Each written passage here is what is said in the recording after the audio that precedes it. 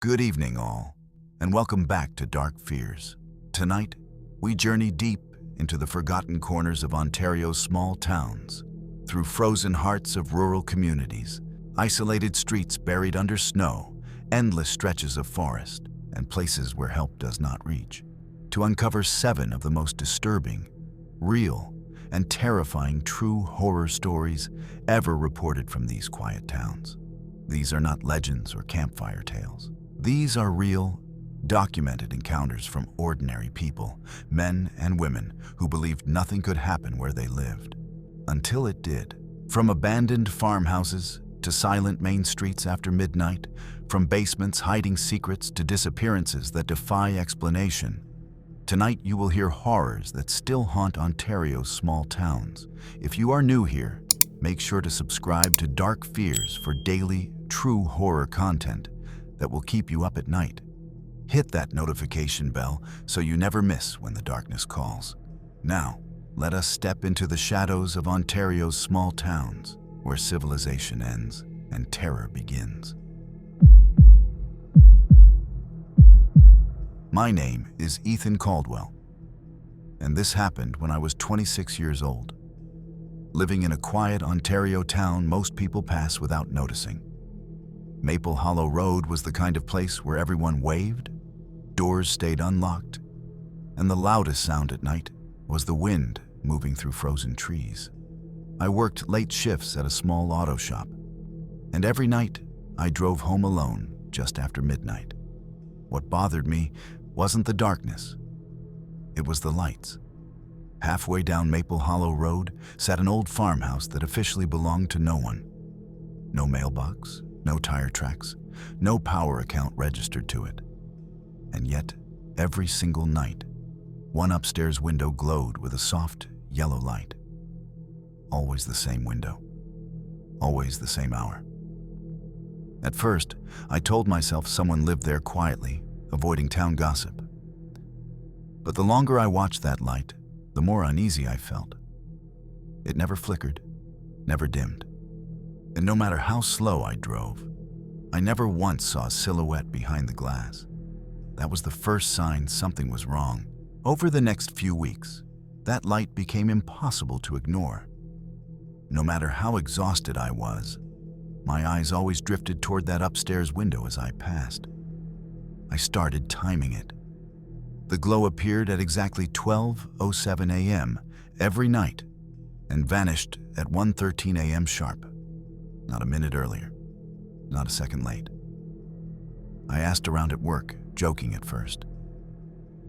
Anyone live on Maple Hollow Road? The laughter died quickly. One of the older mechanics, Ron, stiffened when I mentioned the farmhouse. He told me nobody had lived there since a family disappeared nearly 15 years ago. No bodies, no goodbye. Just an empty house and a locked investigation file. That night, curiosity outweighed fear.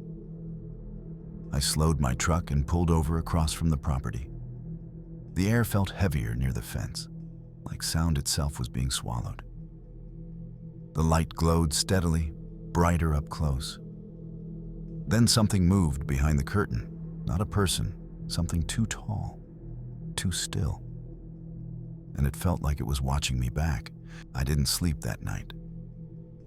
Every time I closed my eyes, I saw that shape behind the curtain, too narrow at the waist, too long at the arms. By morning, I convinced myself exhaustion had played tricks on me. Still, the feeling of being watched followed me through the day, like a cold draft I couldn't escape. That evening, I went back, this time on foot. I told myself I just wanted proof, something ordinary to kill the fear growing in my chest. Snow crunched loudly beneath my boots as I crossed the ditch and approached the fence. Up close, the farmhouse looked worse than abandoned. Wood rotted inward, windows sealed from the inside, and the front door bore long scratch marks, as if something had tried desperately to get out. At 12:07 a.m., the upstairs lights snapped on. Instantly, the temperature dropped. My breath fogged thick in front of me. I raised my phone to record. That's when I heard it. Slow footsteps, coming from inside the walls. The footsteps didn't sound human. They were too deliberate, too heavy, moving not across floors, but inside the walls themselves. I stood frozen as the noise traveled from the back of the house toward the front, stopping directly behind the door, inches from where I stood. I wanted to run, but fear pinned me in place. My phone screen flickered, the recording distorting into static. Then the light upstairs began to pulse slowly, like a heartbeat. With each pulse, the pressure in my head grew stronger, as if something was pressing its thoughts into mine. Images flooded my mind. People standing in that same yard, staring up at the light, unable to move. I realized then why no one ever saw anyone in the window. The light wasn't for living inside the house. It was bait. The door handle began to turn from the inside, inch by inch, accompanied by a wet, strained breathing sound.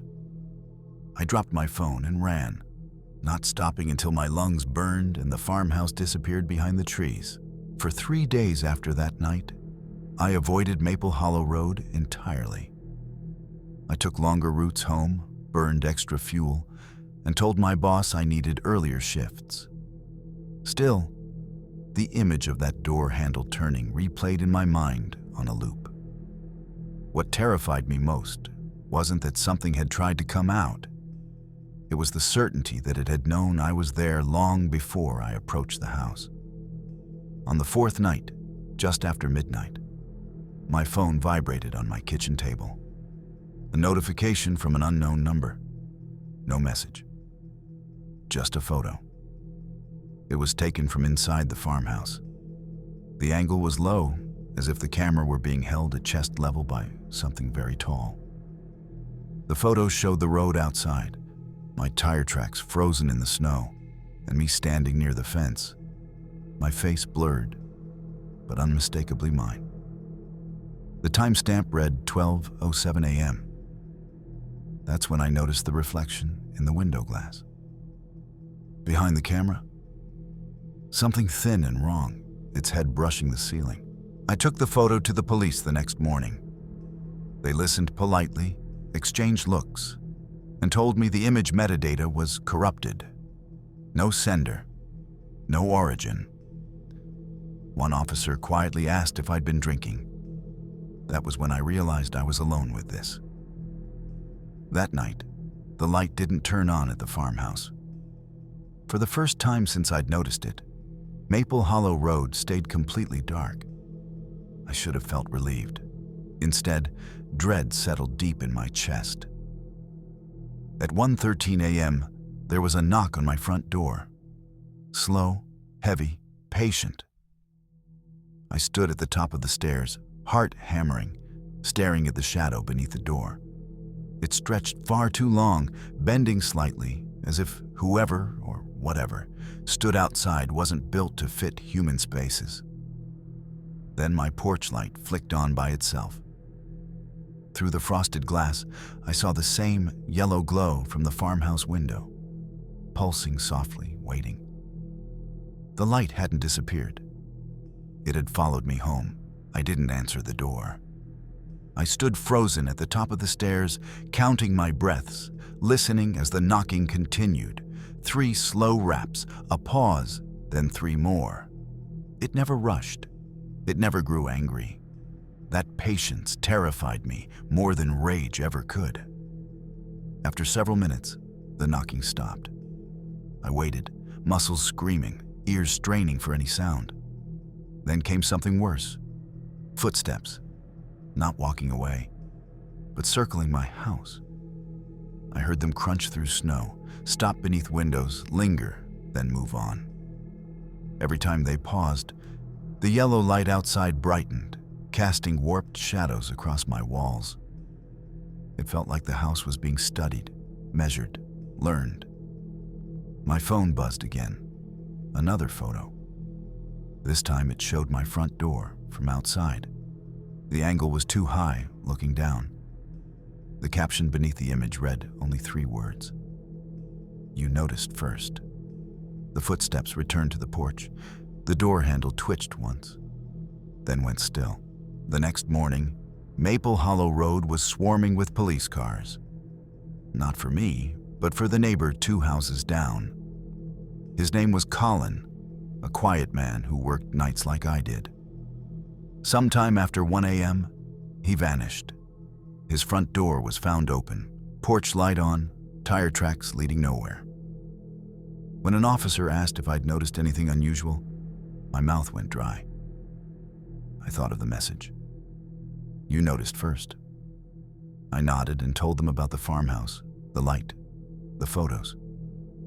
Their expressions hardened immediately. One of them admitted Colin had complained about the same thing, an unexplained light, always at the same time. He'd started watching it from his porch. That night, as I packed to leave town for good, my phone buzzed one last time. A final photo. It showed the farmhouse window again.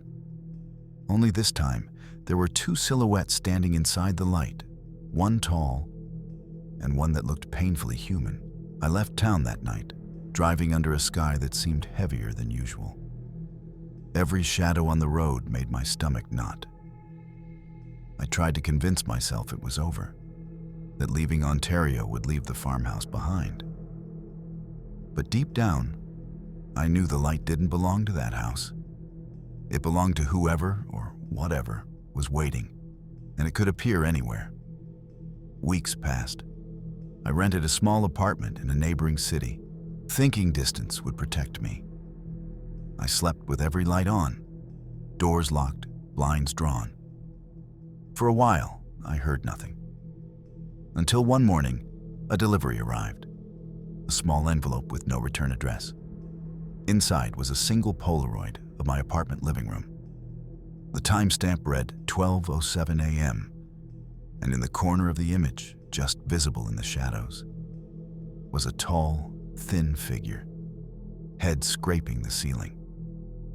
It had followed me, and I knew, with a cold certainty, it would never stop. I tried to tell myself I could ignore it, live a normal life, and pretend it didn't exist. But every night, at exactly 12:07 a.m., the world changed.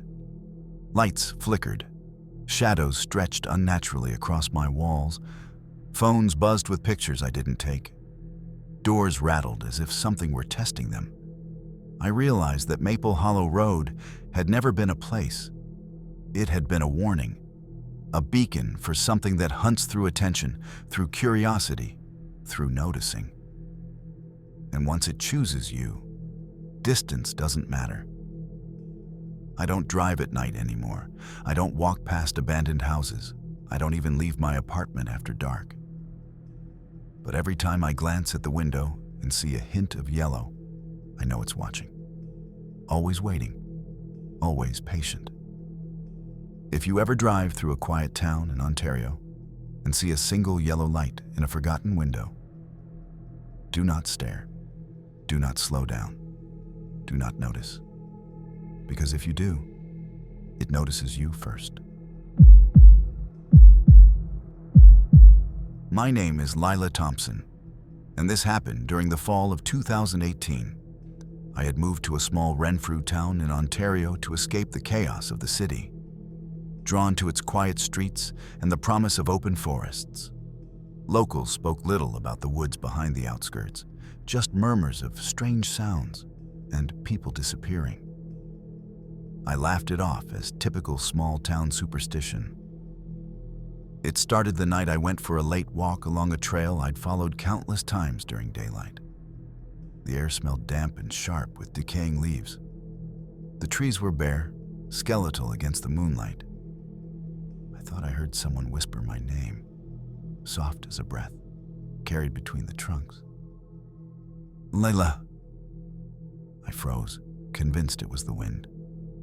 But the whispers grew clearer, weaving between the trees like they were speaking from multiple directions at once. I turned, shining my flashlight toward the underbrush. But there was nothing. only the silent forest and the shadows that didn't quite match the shapes of the trees. I tried to convince myself I'd imagined it. My heart raced as I quickened my pace along the trail, the crunch of leaves underfoot sounding unnaturally loud. The whispers didn't stop. They grew more insistent, circling me, shifting with the wind, yet never fading. Then I heard something that made my blood run cold. Footsteps behind me. Heavy, slow, deliberate. Every time I glanced over my shoulder, the darkness was empty. The trail stretched on endlessly, but the forest seemed to lean in, trapping me in its shadows. Suddenly, the whispers turned into voices, low and urgent, speaking words I couldn't fully understand. "Leave.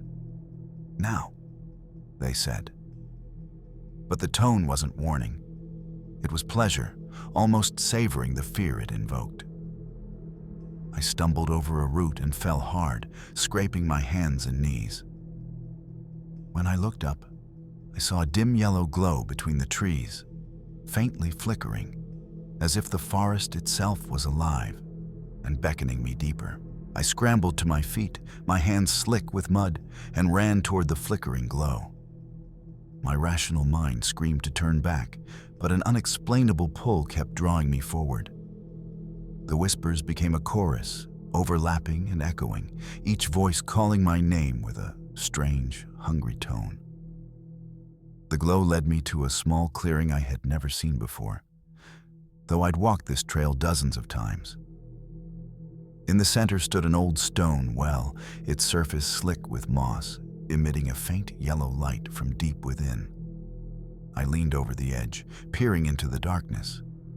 My flashlight revealed nothing, just an endless black void. But the whispers now surrounded me completely, circling my head. A chill ran down my spine when I realized the voices were not coming from the well. They were coming from the trees themselves, as if the forest had a mouth.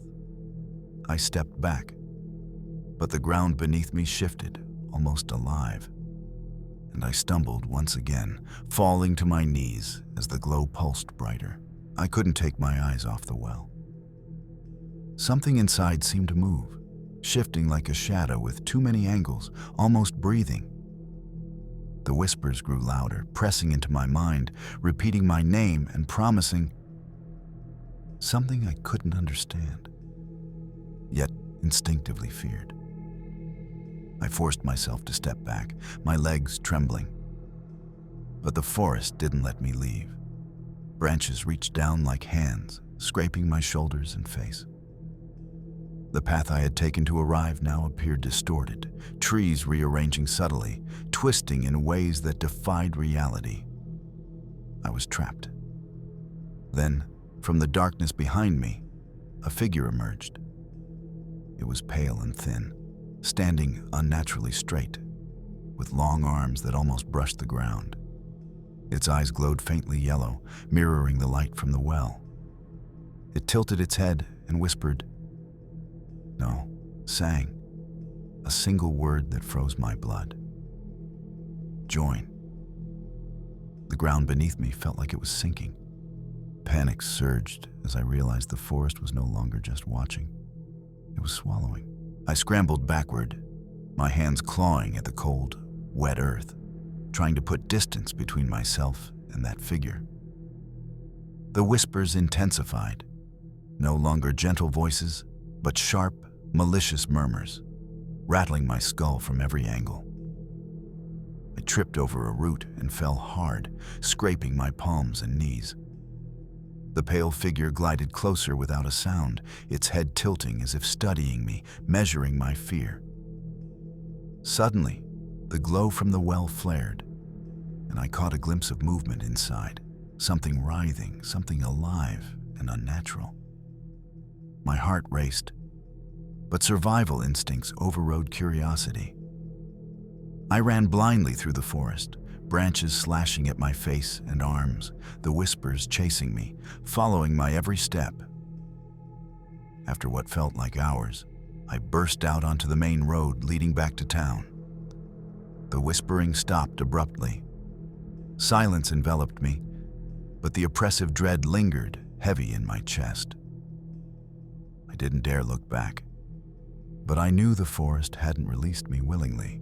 I reached the town edge and collapsed against a street lamp, gasping and shaking, the cool autumn air stinging my lungs. People walked past me, oblivious to my terror. I wanted to scream, to tell them, but the words stuck in my throat. The forest was behind me physically, but I felt its presence lingering, reaching, waiting. That night, I locked all doors and windows, double-checked every corner of my small rented home, and tried to sleep. But at exactly 12:07 a.m., I awoke to the unmistakable sound of whispering outside my window.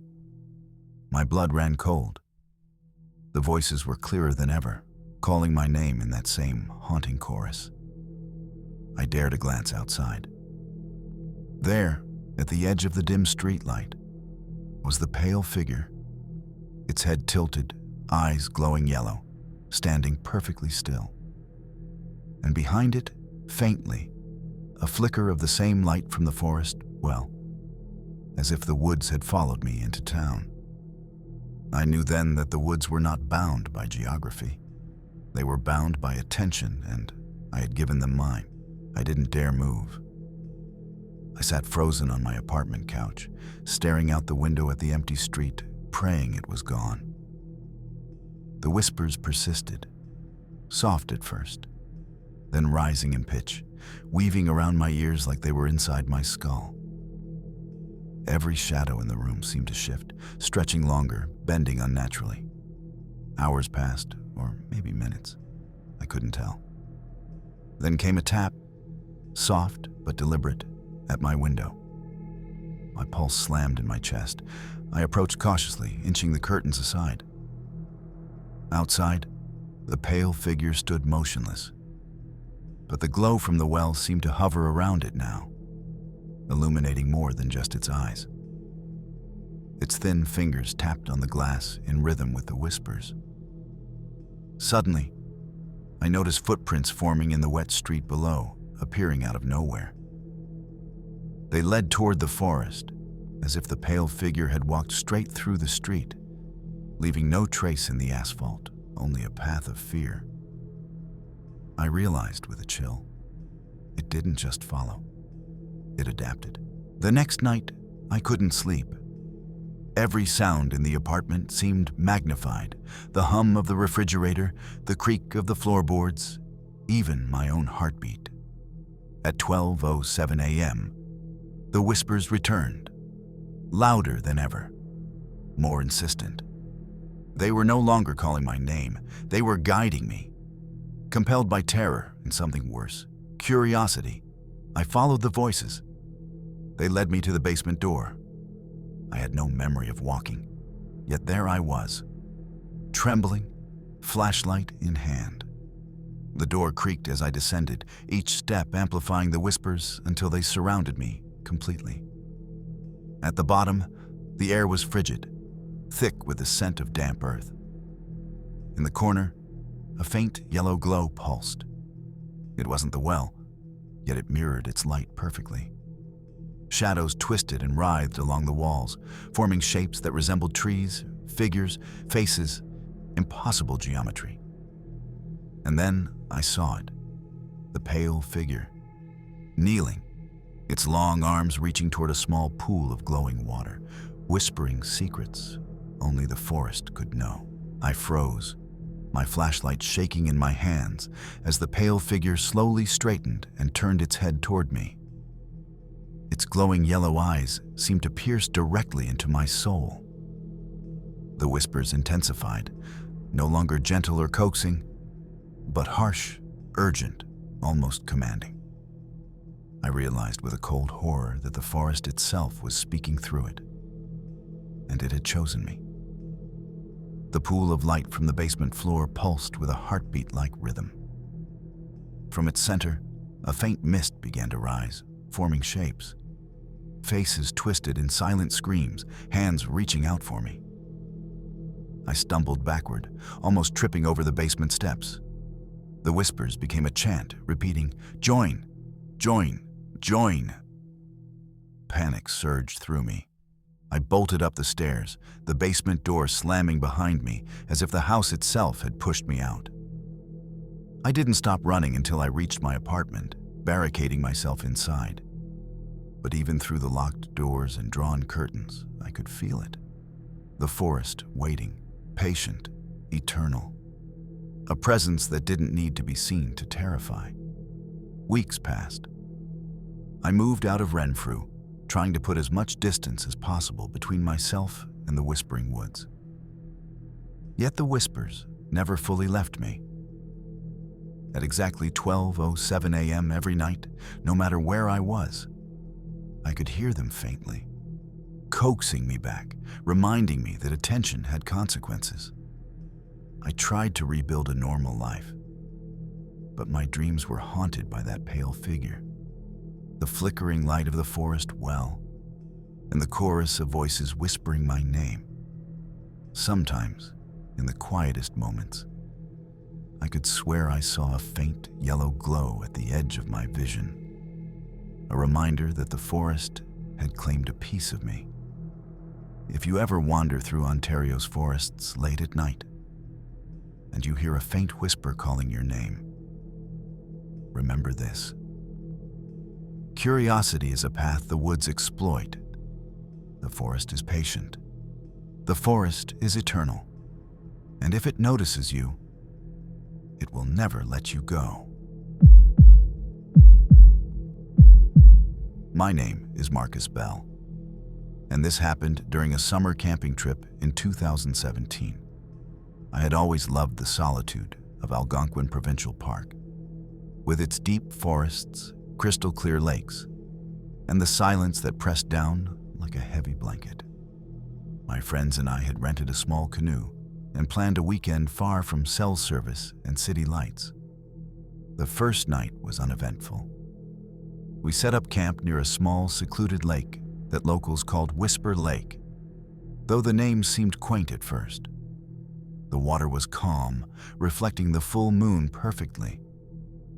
But as midnight approached, I noticed a strange shimmer across the far shore, like the tree line was moving subtly, breathing in the moonlight. Then I heard it, a soft, gurgling whisper coming from the water itself. At first, I assumed it was a beaver or the wind, but it grew clearer, a voice calling my name, low and wet. I turned to wake my friends, but the shoreline looked different. The trees seemed denser, darker, impossibly close. I tried to dismiss it as imagination, but the whispering persisted. I leaned closer to the water's edge, straining to hear. The voice was unmistakable now, wet, distorted, and urgently calling my name. My heartbeat pounded in my ears. "Marcus, come closer." The lake's surface began to ripple unnaturally, as if something beneath it were moving against the current of reality itself. I stumbled back, nearly falling into the water, and my friends, now awake, shouted at me to stop staring. But when they looked at the lake, it appeared calm, reflecting the moonlight like nothing had happened. I tried to laugh it off, but the unease lingered. When we turned in for the night, I couldn't shake the feeling of eyes watching me from beneath the water. Every splash, every ripple seemed deliberate, almost sentient. By dawn, the lake had changed subtly. The far shore I had admired the previous evening seemed further away, and some of the trees appeared.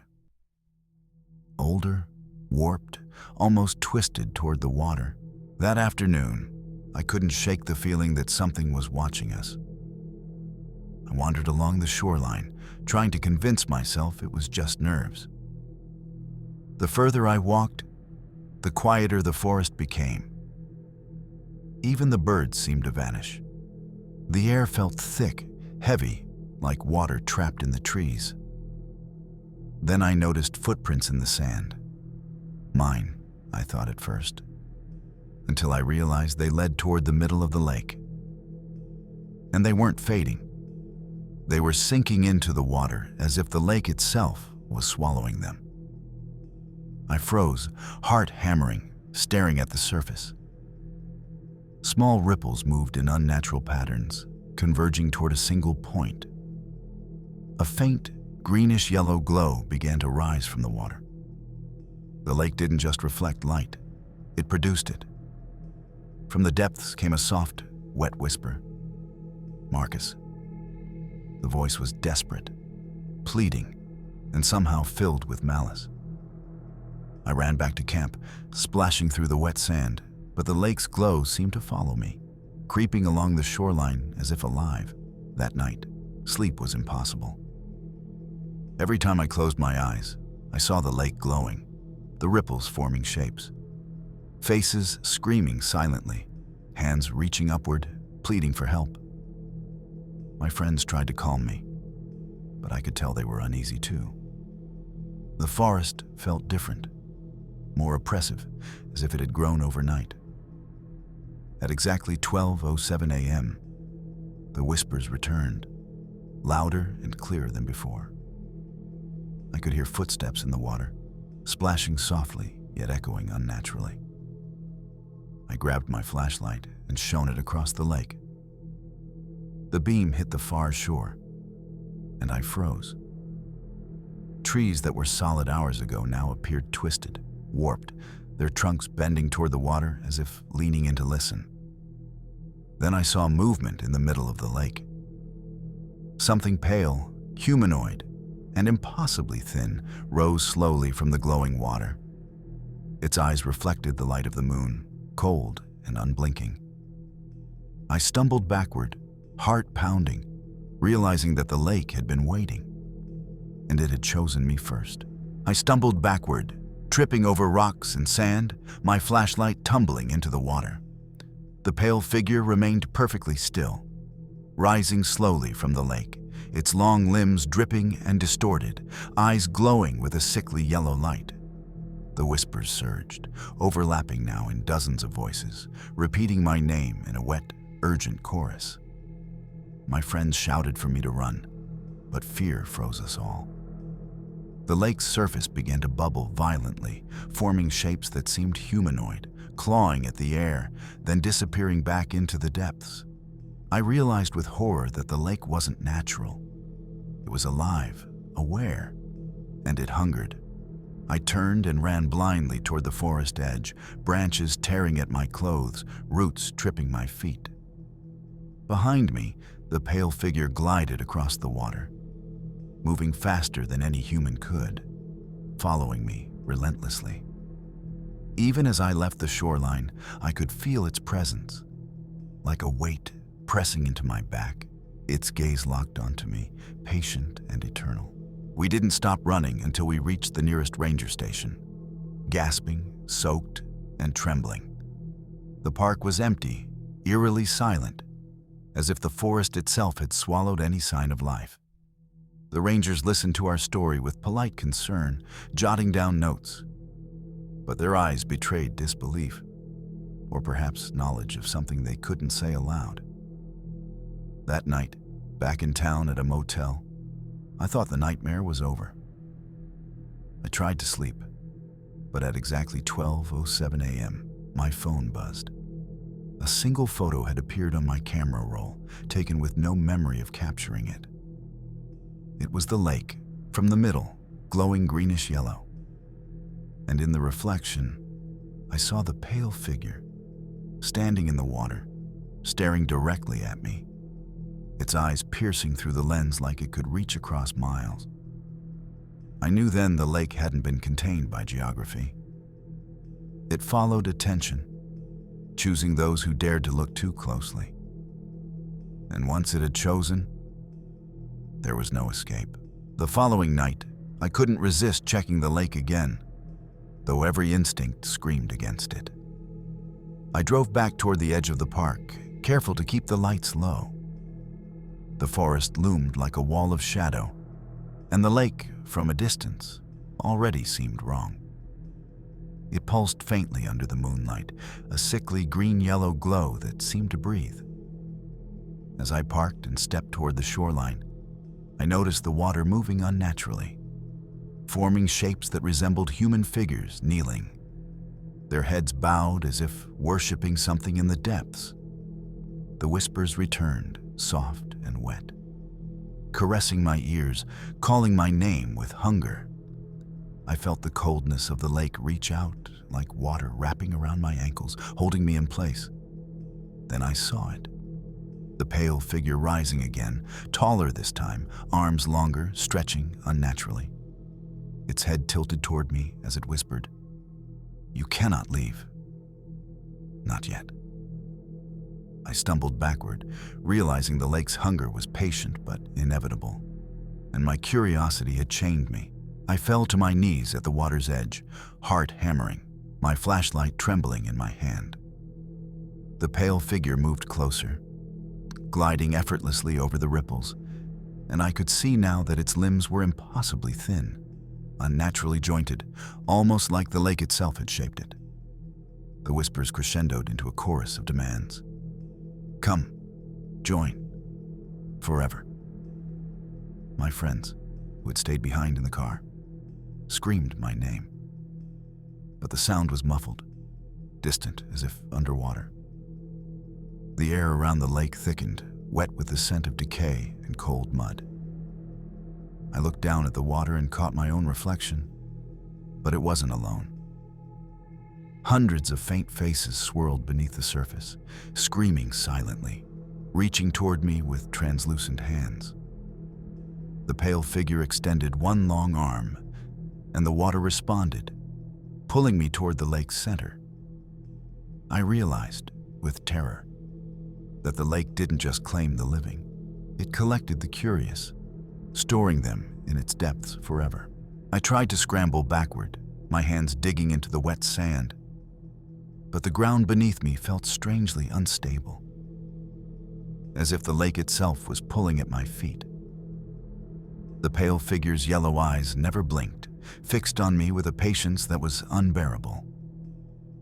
The whispers grew louder, overlapping into a maddening chorus that clawed at my mind.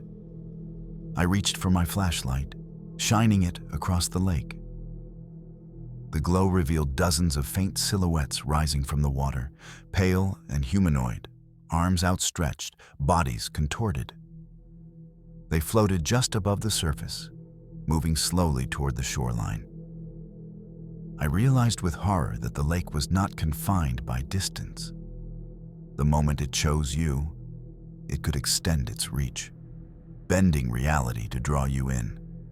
I screamed for my friends, but even their voices were swallowed by the wet chorus of whispers.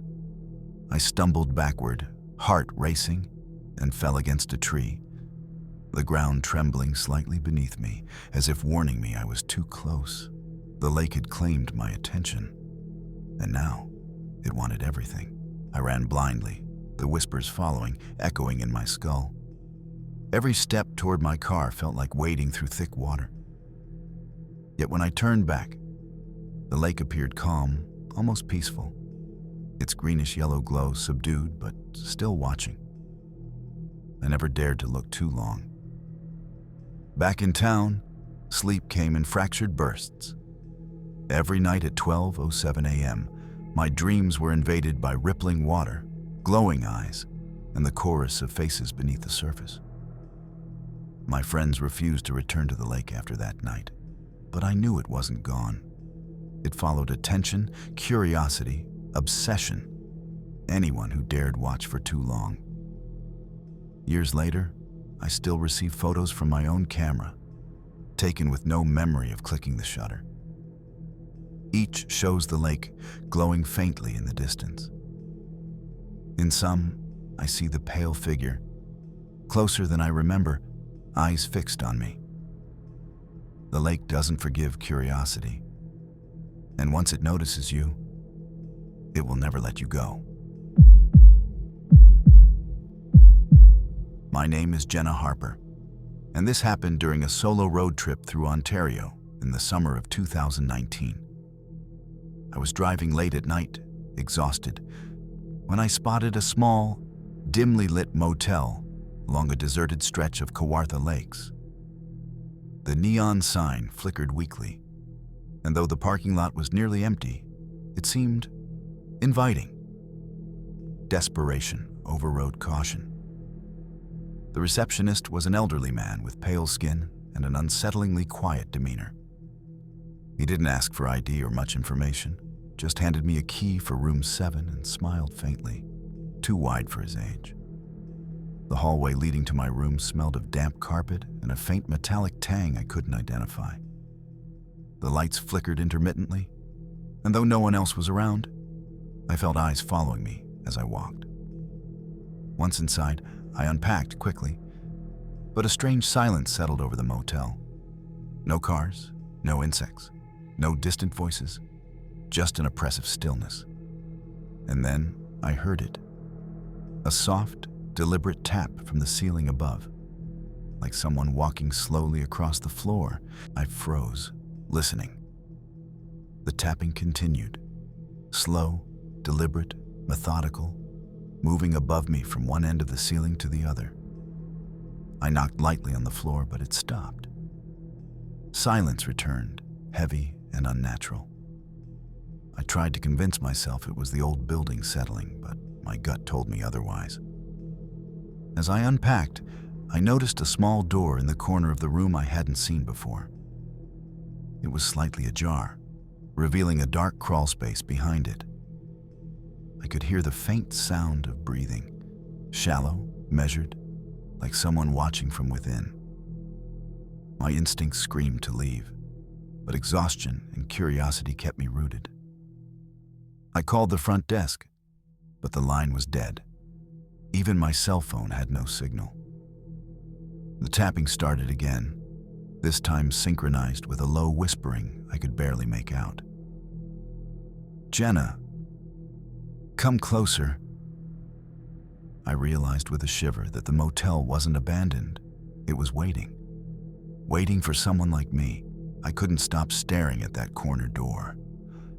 Every instinct told me to leave immediately, but the exhaustion in my body and the strange pull of curiosity kept me rooted. The whispering returned, low and wet, curling around my ears, repeating my name in that same deliberate cadence. Finally, I worked up the courage to open the door fully. The crawl space was small, pitch black, and smelled of damp earth and decay. As my flashlight cut through the darkness, I saw something etched into the wall, a series of scratch marks that resembled words, but I couldn't make them out. The scratching noises above intensified, as if the ceiling itself were reacting to my intrusion. I backed away slowly, my heart hammering. Something was watching me from above. The tapping became rhythmic again, deliberate, almost mocking, accompanied by a low hum that vibrated in my chest. I realized with a chill that the motel wasn't just haunted, it was sentient, aware of every movement I made. The whispers grew louder, merging with the creaking floorboards above me. Every tap sounded like a heartbeat, echoing through the room. I pressed myself against the far wall, my flashlight shaking, illuminating only fragments of the room while darkness seemed to close in around me. Then I noticed something else. The reflection in the cracked motel mirror. It wasn't my own face I saw clearly. Behind me, a pale figure crouched in the crawl space, thin and elongated, its eyes glowing faint yellow. Its long, spindly fingers reached toward the floor, as if trying to touch me through the reflection itself. I stumbled back, my mind racing, realizing the motel didn't just contain the entity. It used the building as part of itself. Suddenly, the air grew icy. The whispering became a chant. "Stay, stay forever." The crawlspace door slammed shut on its own. My flashlight flickered and died, leaving me in complete darkness. The motel was alive, and I was inside its grasp. I fumbled for my phone in the dark, hoping for light. But the screen remained black, dead. The whispers had grown into a chorus now, echoing from every corner of the room, pressing against my ears like invisible hands. I crawled toward the door, heart hammering, but it wouldn't budge. The handle rattled as if something on the other side was testing me, laughing silently. Then I felt it, a cold, wet brush against my arm. I screamed, jerking back, and the flashlight flickered back to life for a second. In that brief light, I saw the pale figure emerging from the crawl space, its long limbs bending unnaturally as it glided toward me. Its eyes burned with a malevolent intelligence. I scrambled backward, falling onto the bed, my mind racing. I realized with absolute clarity that this motel didn't just trap people physically. It fed on attention, fear, and curiosity. Every sound I had made, every step I had taken, had drawn it closer. I pressed myself against the far wall, clutching the bedpost, trying to slow my breathing. The whispers had morphed into full sentences now, hissing threats and demands. Stay! Stay! Never leave! The air was cold and wet, and every surface in the room seemed alive, pulsating slightly under the pressure of the entity's presence. The crawl space door creaked open again, as if drawn by my fear. The figure advanced slowly, gliding across the floor without touching it, the shadows twisting unnaturally behind it. I noticed the walls beginning to warp, stretching toward the center of the room, creating a tunnel-like effect, drawing me in. Panic overtook me. I darted for the door, slamming my shoulder against it. It gave way partially, enough for me to squeeze out, stumbling into the hall. The corridor stretched impossibly long, no matter how far I ran. Every door I passed whispered my name. I realized with horror that the motel didn't exist in normal space. It bent reality to trap its victims inside. I ran blindly down the corridor, the flickering lights casting shadows that seemed alive. The whispers followed me, morphing into voices of previous guests, warning, mocking, crying out for help. The air grew heavier with each step, thick and suffocating, pressing against my chest. My legs burned, but I couldn't stop. The motel had me in its grasp.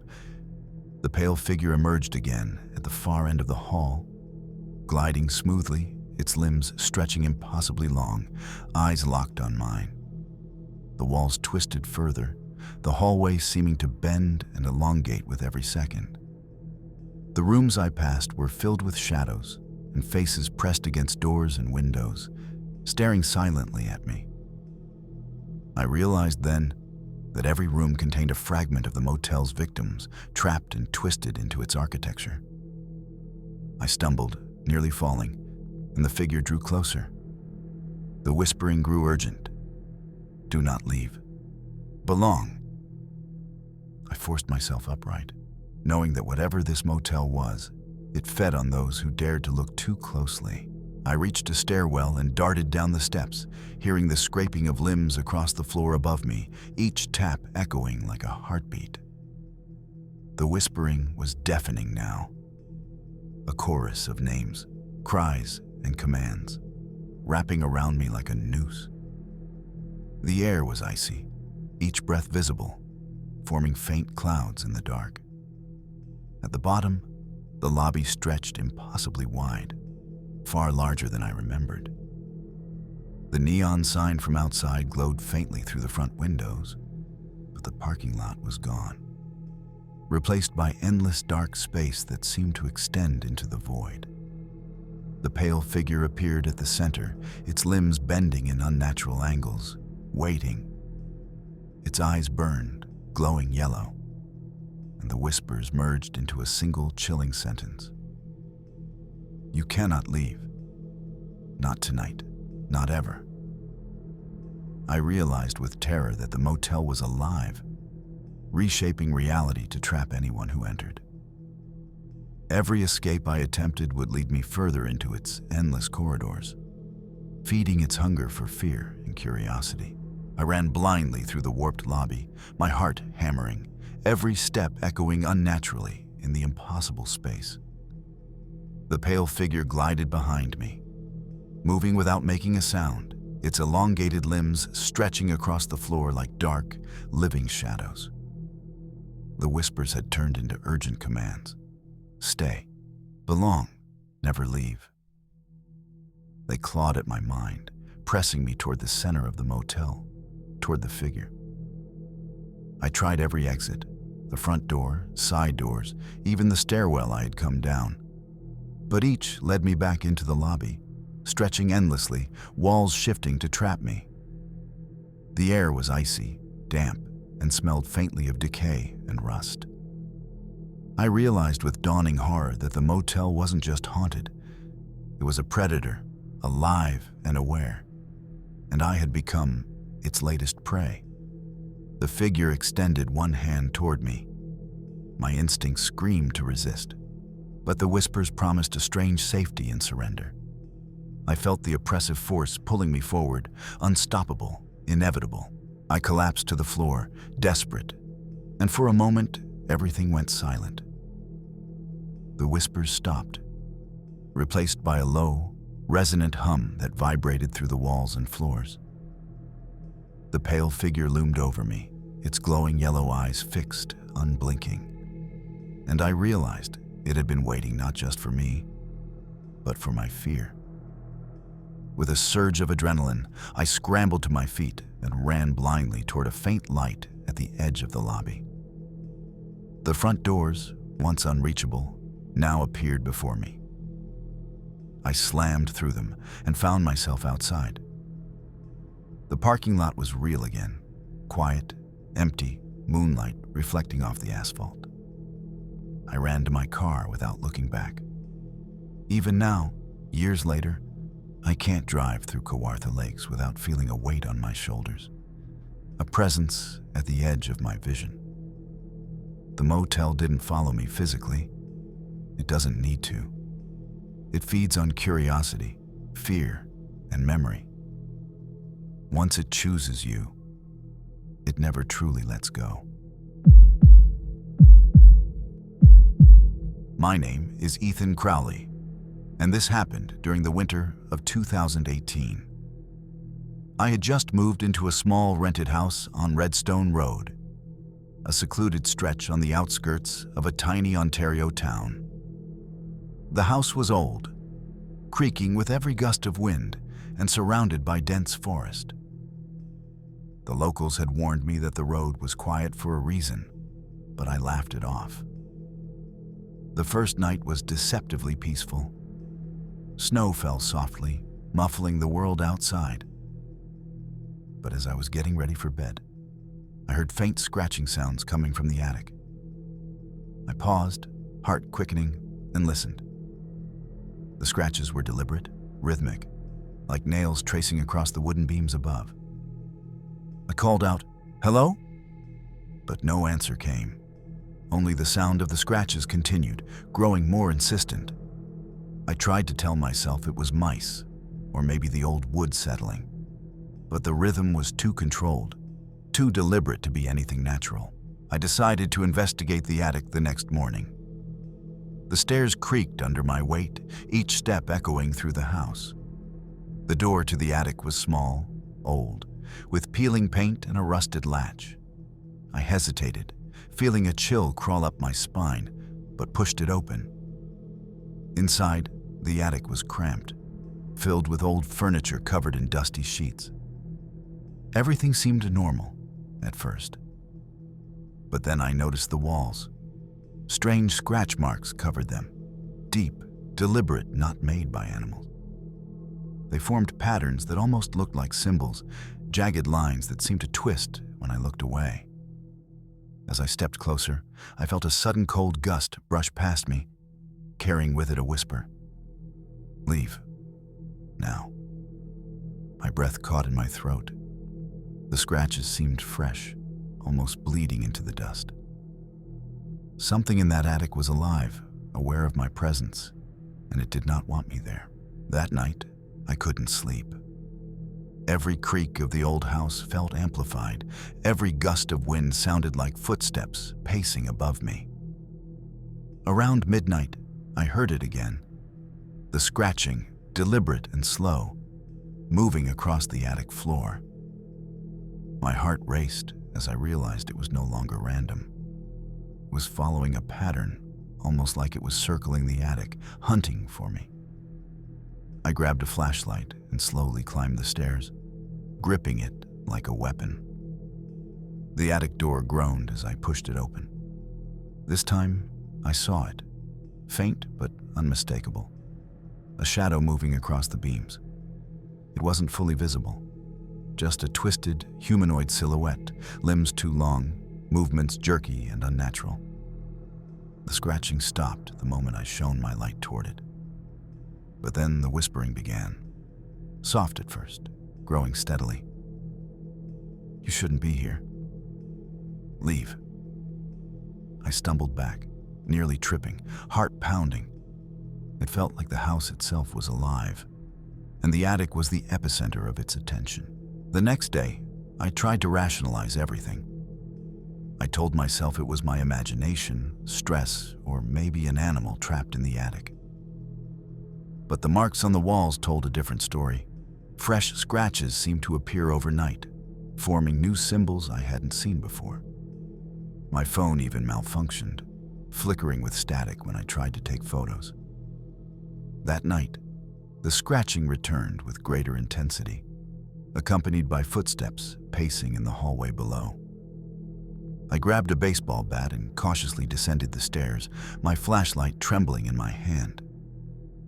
As I reached the living room, the air suddenly turned icy, my breath visible in front of me. The whispering grew louder. "You cannot leave." I froze, and then I saw it. A thin, shadowy figure, unnaturally tall, gliding just above the floor. Its eyes were two pale glimmers in the dark, fixed on me with an intelligence that chilled me to the bone. I realized the house wasn't just haunted, it was alive, and I was its newest obsession. I spent hours pacing the living room, gripping the baseball bat, trying to convince myself to leave.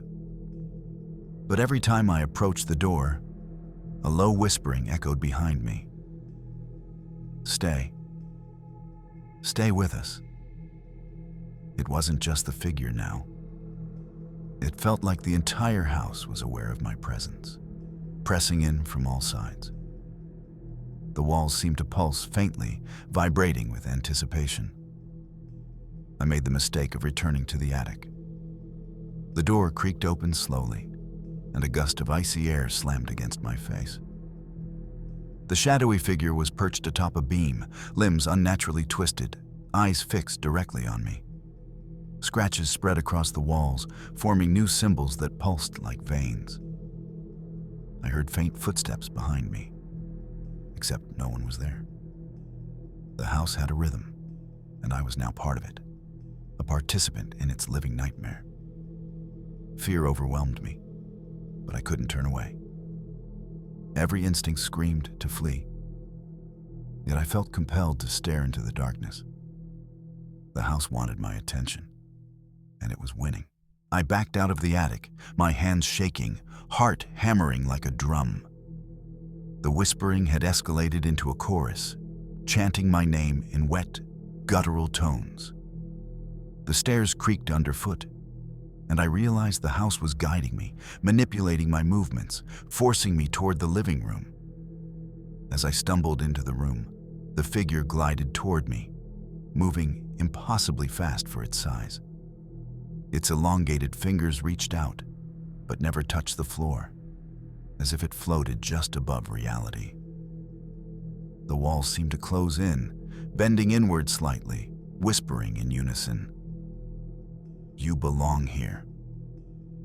I bolted toward the front door, but it slammed shut with supernatural force.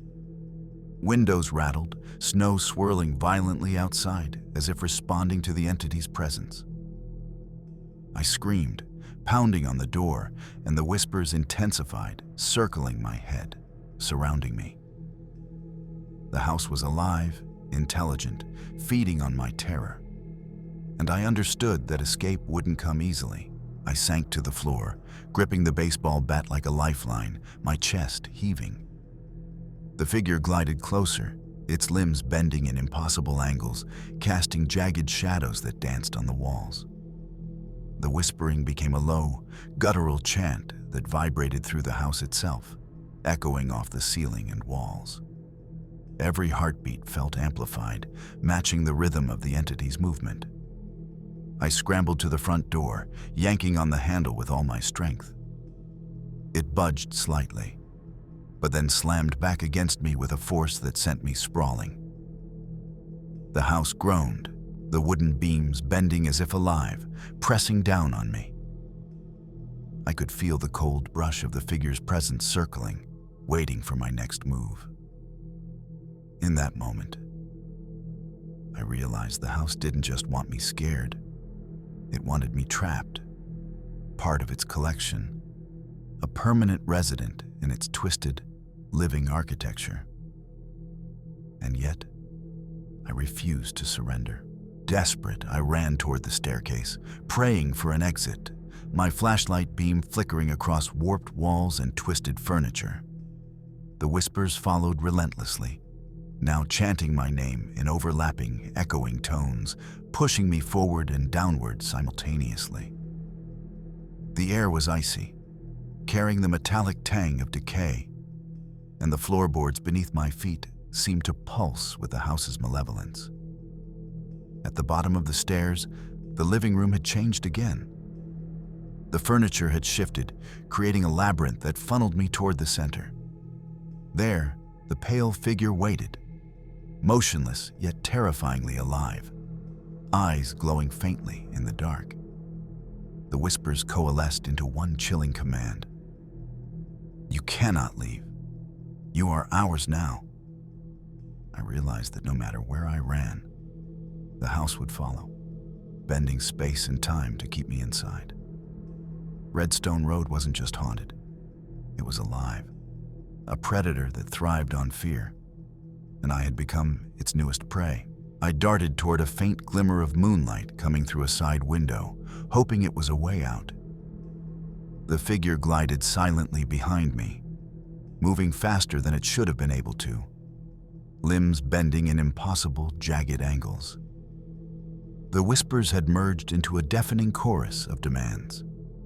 Stay, belong, never leave. My chest burned with fear, each step feeling heavier than the last, as if the house itself was pressing down on me. I reached the window and yanked it open, the cold night air rushing in. The figure stopped abruptly at the sill, hovering silently, its glowing yellow eyes fixed on me.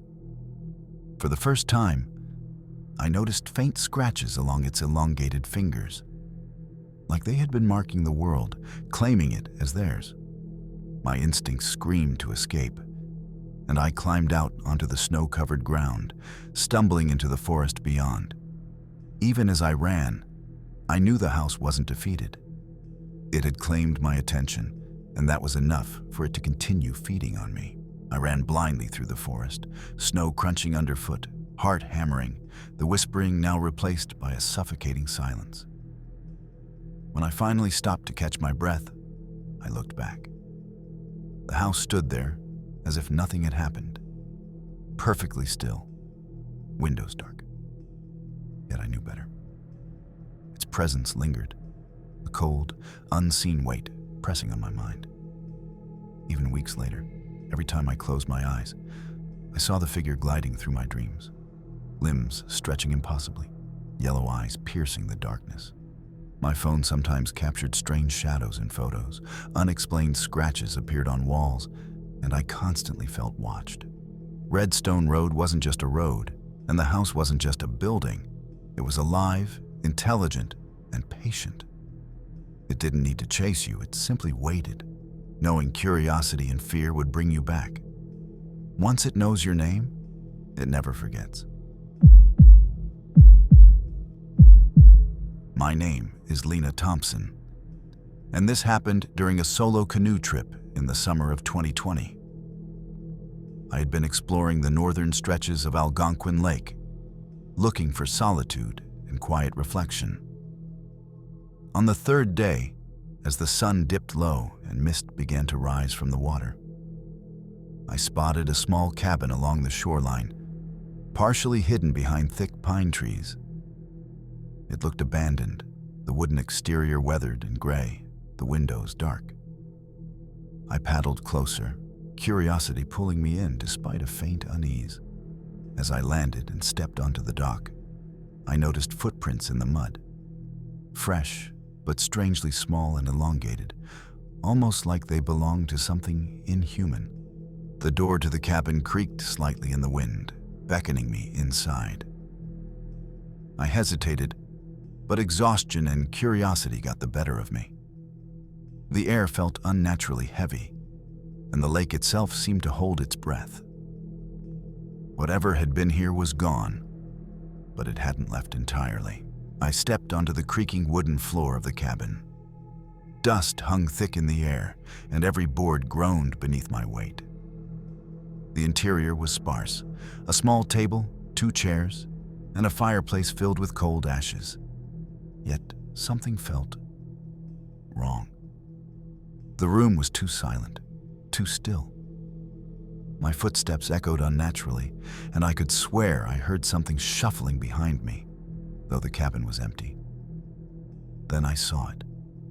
The walls were covered in symbols etched deep into the wood, strange shapes that seemed to twist when I blinked. A chill ran down my spine as I traced one with my fingers, and the wood felt unnaturally warm, almost alive. A sudden noise made me spin, soft footsteps on the floor above. There was no staircase.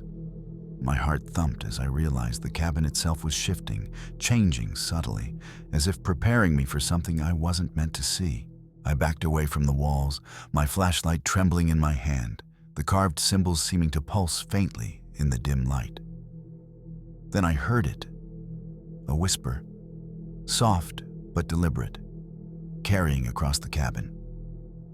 "You shouldn't be here." My heart raced as the sound seemed to circle me, coming from nowhere and everywhere at once.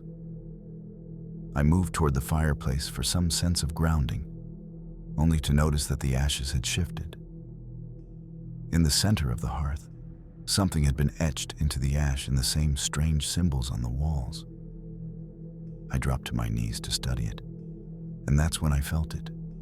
Something brushing past me, cold and wet, like the touch of water, yet unseen. A sudden gust slammed the door behind me. The cabin shook violently, the walls groaning, and the temperature dropped sharply. The whispering escalated into voices, overlapping, calling out warnings I didn't understand, but somehow felt deep in my bones. I scrambled to the window, hoping to escape, but the world outside had shifted. The lake no longer reflected the sunset. It was black and still, like ink, with thick fog curling over its surface. The pine trees looked taller, darker, and impossibly close, as if the forest had moved to surround the cabin entirely. A soft, wet tapping began on the roof, irregular but deliberate. My flashlight flickered, and for a brief moment, I saw a shadow pass across the ceiling, limbs elongated, moving in a way that defied physics. The whispering became clearer, forming a single chilling command: "You belong here. Forever." Panic surged through me. I ran back to the door, yanking on it, but it wouldn't budge. Every sense screamed at me that the cabin was alive, and that it had been waiting for someone like me. Something unseen had marked me as its next prey, and escape wasn't guaranteed. I pressed myself against the door, pulling with all my strength, but it wouldn't budge. The tapping on the roof grew louder, more insistent, as if something above was circling, waiting for me to panic. The temperature dropped sharply. My breath formed icy clouds that hung in the air like warning signs. Every shadow in the cabin seemed to twitch and bend, elongating unnaturally toward me, as if alive. I stumbled back toward the fireplace, and the symbols on the walls began to glow faintly, casting eerie reflections in the dark. A whisper emerged from the hearth itself. "Stay, or join us." My instincts screamed to run, yet some unseen force held me there, rooted in fear and curiosity. I realized that the cabin didn't just trap people physically, it trapped their attention, their awareness. Every glance, every step I took made it stronger, closer. I could hear the lake outside whispering too, ripples forming shapes, shadows stretching into the cabin, as if the world beyond had become part of this living nightmare. Desperation pushed me to the small window near the table. I pried at it, hoping to climb out, but the glass didn't budge, and the frame seemed to grow tighter in my grip. I heard it then, a low, guttural hum rising from the floorboards, vibrating through my bones.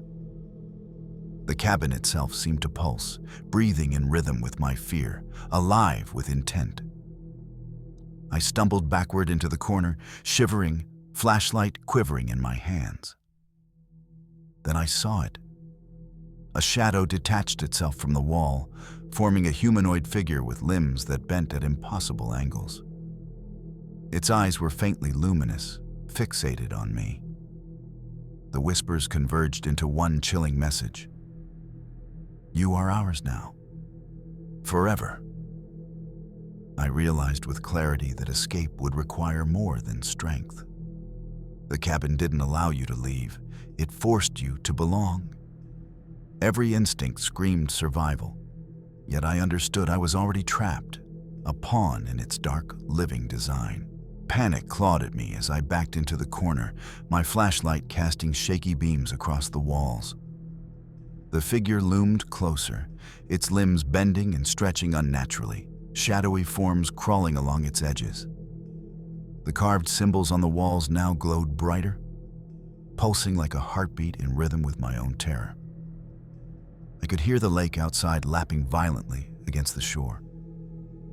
Though there was no wind, no storm, only the cabin responding to my fear.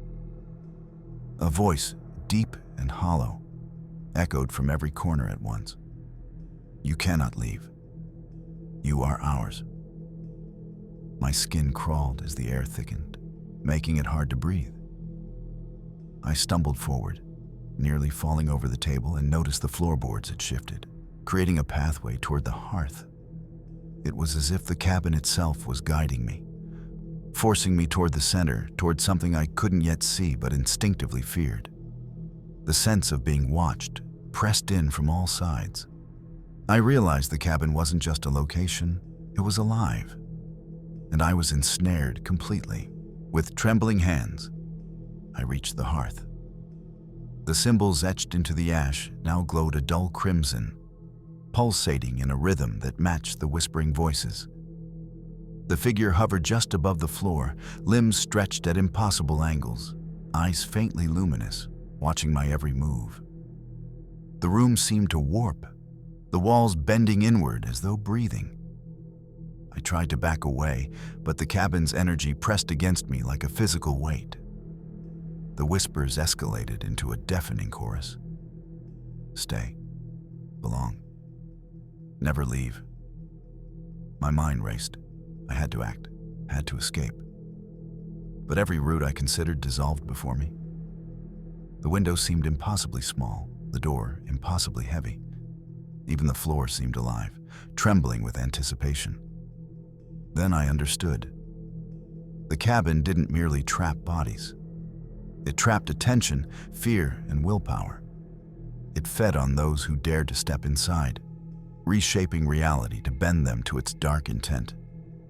I was already part of its collection, though I had yet to realize the full extent. I sank to my knees, heart hammering, realizing there was no traditional escape. The whispers became a chorus of demands, echoing from every wall, floorboard, and even the lake outside.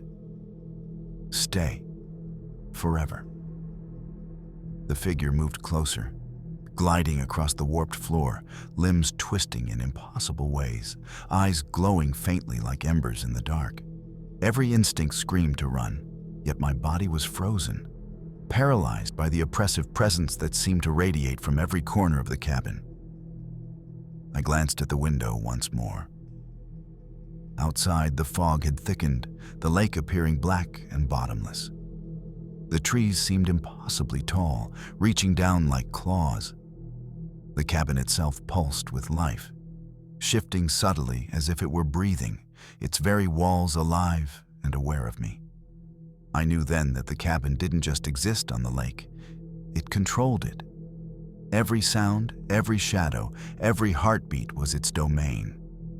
And now, I was a part of it, whether I wanted to be or not. I finally found the strength to act, forcing myself toward the door. The cabin groaned and warped around me, as if it were aware of my movements and responding with anger. The whispers escalated into a scream that reverberated through the walls and lake alike. "You belong here." I wrenched the door open, only to find the shoreline had vanished. Thick fog covered everything, and the lake's surface reflected a black void. I ran blindly into the mist, tripping over roots and rocks, and when I finally looked back, the cabin was gone. No structure, no dock, no indication it had ever existed. Only the forest and the fog remained. But I knew the truth. The cabin hadn't disappeared. It was out there, waiting for the next traveler brave or foolish enough to enter. Even now, I avoid that stretch of Algonquin Lake. The memory lingers, and I sometimes hear faint whispering in the wind. Once the cabin chooses you, it never truly lets go. My name is Marcus Delaney, and this happened during the winter of 2019. I'd been traveling through Willow Creek, a tiny Ontario town known for its dense forests and long, isolated winters. I was a freelance photographer, chasing the eerie beauty of abandoned places when I stumbled upon an old, crumbling church on the outskirts of town. Its doors hung crooked, and frost clung to the stained glass windows, obscuring the interior. As I approached, I felt a sudden chill, the kind that makes your skin crawl and your breath catch in your throat. The snow beneath my boots seemed unnaturally soft, muffling every step, yet I was aware of a faint crunch behind me. I turned, but nothing was there, only shadows stretching oddly along the trees.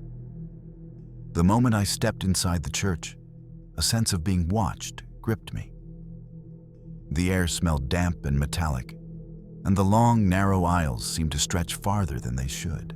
Something unseen lurked in the darkness, waiting, observing, and I had no idea what I had just awakened. I carefully stepped into the church, my flashlight piercing the darkness. The pews were rotting, and dust motes floated in the cold air.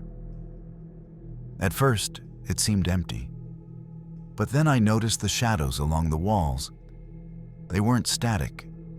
They twisted subtly, creeping toward me, though the source of light remained constant. I moved down the central aisle, the beam of my flashlight catching glimpses of something shifting in the corners of my vision. A low whispering began, soft at first, unintelligible, then gradually forming words. "Leave before it finds you." My heart pounded, and I froze. The air grew icy, carrying a metallic tang that made my stomach churn. I realized the church wasn't abandoned in the traditional sense. The shadows had a life of their own, moving independently, creeping toward anyone who dared enter. And now, they had noticed me. The walls seemed to breathe, the darkness thickening as though the building itself had awoken, aware and hungry. I moved cautiously down the aisle, flashlight beam trembling, as the shadows seemed to lengthen and twist with every step I took. The whispering grew louder, overlapping in a low, guttural chorus. You shouldn't be here. Leave now." My heart pounded so hard, I thought it would echo in the empty walls. Every instinct screamed at me to flee, yet my curiosity anchored me, forcing me to keep moving deeper into the church. Then I saw it. The altar, cracked and worn, covered in dark stains that looked disturbingly fresh. Behind it, the shadows were thicker, almost tangible, like a living fog that pressed against the walls and floor. I tried to photograph them, but the camera's screen flickered and went black, as though the shadows themselves refused to be captured. The whispering voices became more distinct, forming urgent words that reverberated in my mind. "You will join us, if you stay." A cold wind swept through the aisles, though the doors and windows were sealed tight. The church wasn't just abandoned.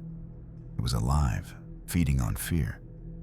I stepped closer to the altar, my hands shaking as the shadows writhed more aggressively, almost reaching toward me. The whispering escalated into multiple overlapping voices, each one pressing against my mind with urgent commands. Stay. Belong. Never leave. The temperature plummeted, frost forming on the edges of the pews and the wooden floorboards. My breath came out in visible clouds, curling unnaturally in the oppressive darkness. Suddenly, the shadows leapt from the walls, stretching across the floor like black rivers, twisting and elongating toward me. I stumbled backward, tripping over a pew, and my flashlight skittered across the floor, illuminating faintly humanoid shapes within the darkness, their eyes glowing a dim yellow. The air itself seemed to hum with energy, pressing against my chest, filling the church with an almost physical weight of malevolence. I understood then that this place didn't merely harbor shadows. It controlled them. Anyone who stepped inside became prey, and the shadows would wait, patient and relentless, until they claimed you. I scrambled to my feet, gripping my flashlight like a lifeline. But the shadows didn't retreat. They moved independently now, slithering along the pews and floorboards, elongating and twisting with unnatural fluidity. The whispers were deafening, no longer coming from one place, but from all directions at once. You cannot leave. Stay with us. My heart pounded violently, every beat echoing in my skull like a drum, synchronized with the pulsing energy in the shadows. I tried the door, locked. Windows? Frozen shut. The church had become a trap, a predator cloaked in darkness, alive and aware of my every move. I stumbled back toward the altar, where the humanoid shapes in the shadows were more defined now, their dimly glowing eyes fixed on me. Each step I took caused the shadows to ripple and stretch further, closing the space around me. Panic and dread consumed me. Yet something in my mind urged me to stay calm. If I didn't, the shadows would know fear, and they thrived on it. Desperation drove me toward the pulpit at the far end, where the shadows were thickest, crawling like living smoke along the floor and walls. I could hear their whispers now inside my mind, insistent and terrifying. Join us. Forever. My flashlight flickered violently, casting the shadows into a frenzy of movement. They leapt and twisted in ways no human body could, wrapping around the altar as though guarding it. I fell to the floor, pressing my hands over my ears to block the mental assault, but it was futile. The church itself pulsed with malevolent energy, walls bending subtly, the floorboards creaking and shifting beneath me. I realized with horrifying clarity that this place wasn't just haunted. It was sentient, and it fed on fear, shaping reality to trap anyone who entered. The shadows advanced, filling the aisles, enveloping the pews. I understood then that escape required more than running. It required defying the church's will. something no visitor had ever achieved before. I gathered what little courage I had left and slowly rose to my feet, keeping my eyes locked on the altar. The shadows were no longer passive. They twisted and lunged, slithering across the floor like black water, their elongated limbs scraping against the rotting wood. The whispers had become a cacophony, echoing in my head. "You belong to us. You cannot leave." My flashlight flickered, revealing faint humanoid forms lurking in corners, their yellow eyes glimmering like dying embers. I tried to focus on the door, but the shadows stretched toward it, distorting the space so that the exit seemed miles away. Panic clawed at me, but I forced myself to take careful, deliberate steps toward the altar. Something at the center pulsed, a small, dark object I hadn't noticed before. The shadow's attention was drawn to it, and in that moment, I realized the church itself was alive, feeding, and the object was the heart of its power.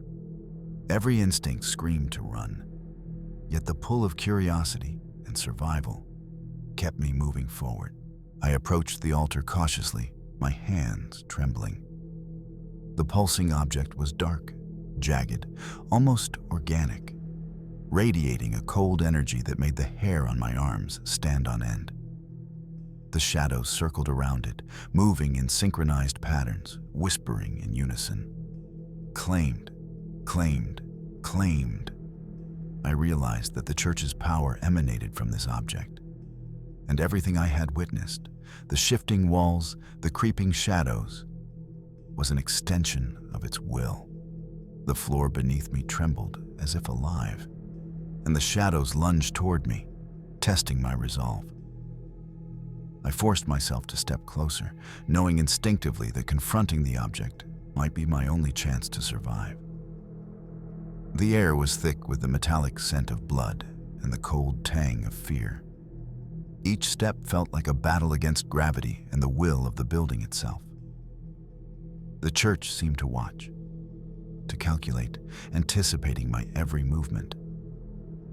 I understood that this was more than a haunting. It was a sentient predator, and the shadows were its hunters. I froze for a moment at the altar, staring at the pulsing dark object.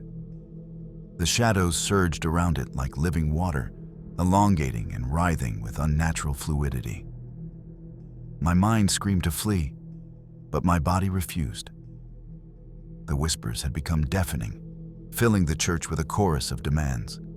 Take your place, belong to us, forever. My breath came in ragged gasps, freezing in the icy air, as if the church itself had stolen my warmth. Summoning every ounce of courage, I grabbed the object. It was heavier than it appeared, cold and pulsing like a heartbeat.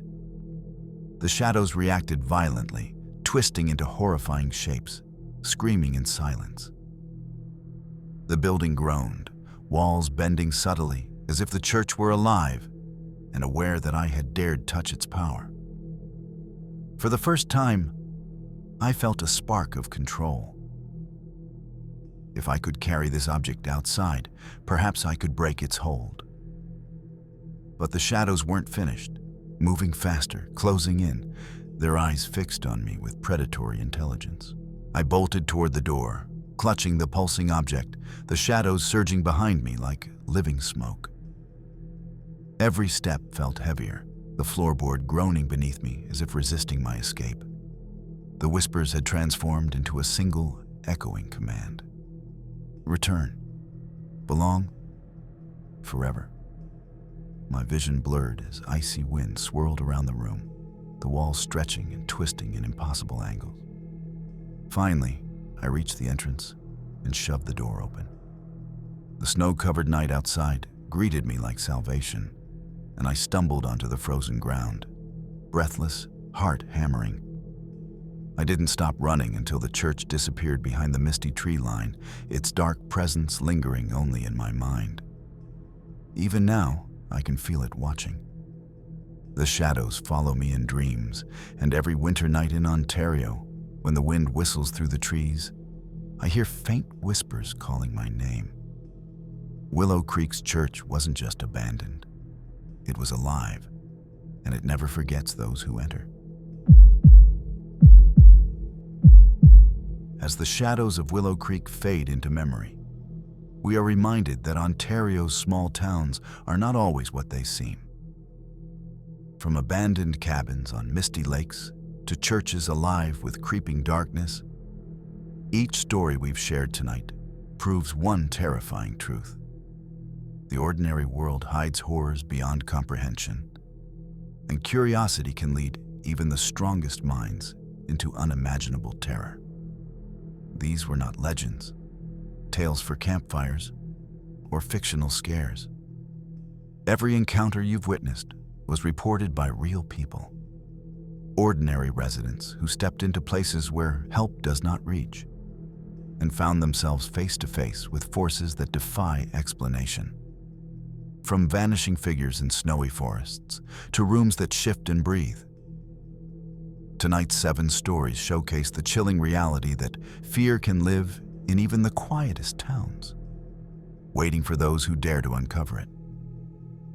If these stories left you unsettled, remember this: the darkness is never far, and it watches quietly, patiently, until it calls again.